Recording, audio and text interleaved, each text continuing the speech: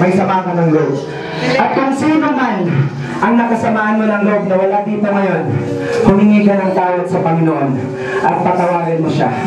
Bibilang ako ng 3. Lahat ay mananalangin at humingi ng tawad sa kahit na sino man.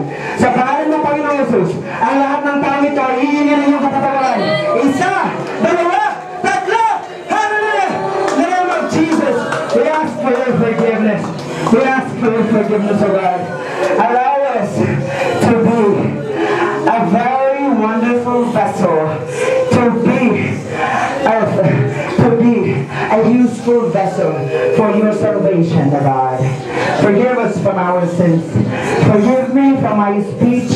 Forgive me, O God, for my thoughts. Forgive me for all the things that I have done.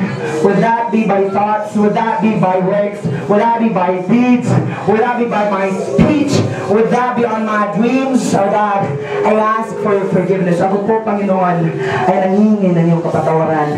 Ako po ay nanghihingi ng tawad. Ayon sa iyong sinabi na kung ako man ay manghihingi ng tawad, ako ay iyong patatawarin. Luluhod ang lahat. Hallelujah. Luluhod ang lahat.